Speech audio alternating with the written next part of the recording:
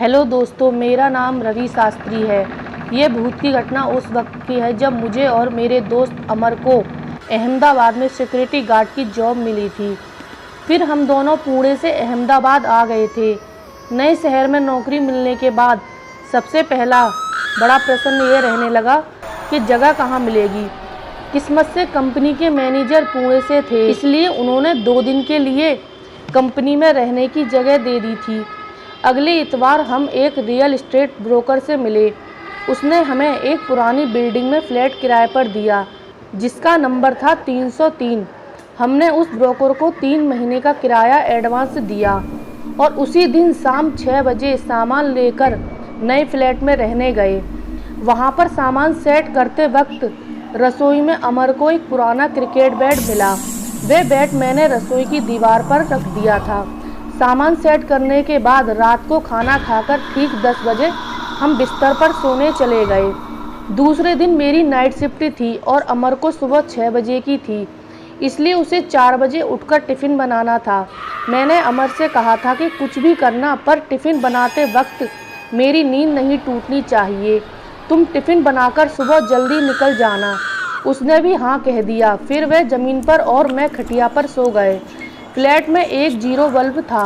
रसोई घर में जाते वक्त लिफ्ट साइड में बाथरूम और टॉयलेट था और हम ठीक रसोई के सामने हॉल में सोए थे। रात को अचानक मुझे रसोई में किसी के कूदने और बर्तन डिब्बे खोलने की आवाज़ आने लगी। मैं नींद में ही बोला, इतनी जल्दी कैसे सुबह हो गई, अभी तो सोए थे। फिर मैंने अमर को आवाज़ लगाई, अमर, ए अमर, तू टिफ़िन बना रहा है क्या? आवाज़ थोड़ा कम कर भाई और मुझे सोने दे। उससे इतना कहकर मैं फिर सो गया। उसके बाद फिर से उन्हीं आवाज़ों से मेरी नींद फिर से खुली, पर मैं बिस्तर पर ही पड़ा रहा। मेरी नज़र रसोई की तरफ ही थी। 0 बल्ब की रोशनी में धुंधला धुंधला दिख रहा था। मैंने देखा कि रसोई से निकलकर एक बाथरूम में घुस गया है। मुझे लगा अमर ही होगा। उसी तरफ देखता रहा। 20 मिनट हुए लेकिन वहाँ बाहर नहीं आया। मुझे लगा शायद तैयार हो रहा होगा। फिर मुझे प्यास लगी। मैं खटिया के नीचे हमेशा पानी का लोटा रखता हूँ।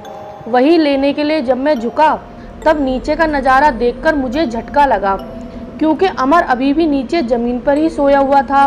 अब अगर ज़मीन पर अमन सोया था तो बाथरूम में 20 मिनट से कौन घुसा हुआ था? यह सोचकर डर के मारे मैं सिहर उठा और मैं डर के मारे कांपने भी लगा। मैंने उठकर सबसे पहले लाइट के सभी स्विच चालू किए और घड़ी देखी। उस वक्त ठीक रात के 12 बजे थे। फिर मैंने अमर को उठाया और उससे पूछा, भाई तू अभी बाथरूम में गया था क्या? नहीं तो बाहर कब आया? अमर नींद में ही आंख मलते हुए बोला, नहीं मैं कहीं नहीं गया था, मेरी नींद अभी अभी तुमने तोड़ी है। तब मैंने जो देखा वह सब उसे बता दिया। फिर हमने पूरा घर छान मारा पर हमें कुछ नहीं दिखा। बाद में अमर बोला कि शास्त्री तुझे वहम हुआ होगा, खुद भी सो जा और मुझे भी सोने दे, कल सुबह मुझे काम पर जाना है। फिर जो हुआ था मैं उसे वहम मानकर सो गया। अगले दिन सुबह सुबह पुणे से हमारा गणेश नामक एक दोस्त सरकारी नौकरी के एग्ज़ाम देने आया था, क्योंकि उसे अहमदाबाद का एग्ज़ाम सेंटर मिला था और वह हमारे साथ ही रुका। उस दिन मुझे नाइट शिफ्ट में जाना था, पर हम तीनों ने रात का खाना होटल में खाया और वहीं से ड्यूटी पर चला गया और वे दोनों फ्लैट पर चले गए। फिर जब मैं अगली सुबह घर पर लौटा तब अमर और गणेश सामान बांधकर तैयार बैठे थे। वे दोनों बेहद डरे हुए भी लग रहे थे। मैंने दोनों से पूछा कि ये सामान क्यों बांध रखा है? अमर बोला, शास्त्री तुझे कल रात वहम नहीं हुआ था, यह घर में सच में भूता है। रात को 11 बजे घर आकर हम सीधा बिस्तर पर सोने चले गए। मैं खटिया पर सोया था और गणेश नीचे ज़मीन पर। रात को मुझे बर्तन और गैस चालू बंद होने की आवाज़ आने लगी, पर नींद में होने की वजह से मैंने उस पर ध्यान नहीं दिया और मैं सोता रहा। मुझे लगा था कि गणेश रात को एग्ज़ाम की तैयारी कर रहा होगा और नींद भगाने के लिए कॉफ़ी बना रहा होगा। लेकिन कुछ समय बाद नींद में ही किसी ने मुझे खींच के एक ज़बरदस्त कंटाप बजाया और नींद में ही गणेश के बाल नोचकर उसका सर ज़मीन पर पटक दिया। हम दोनों हड़बड़ाकर उठ बैठे। तब हमें 0 बल्ब की रोशनी में किसी बच्चे की काली आकृति दिखाई दी।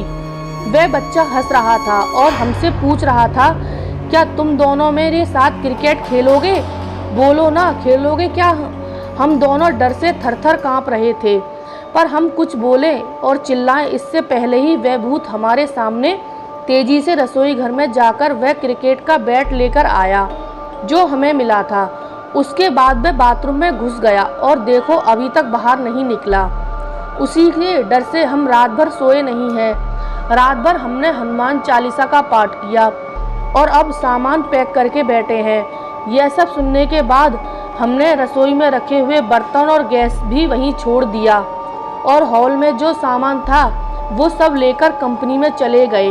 बाद में मैंने आसपास पड़ोसियों से पूछताछ की थी, तब उन्होंने बताया कि ये बिल्डिंग बनते समय वहाँ पर एक बच्चे ऊपर से गिरकर मौत हुई थी।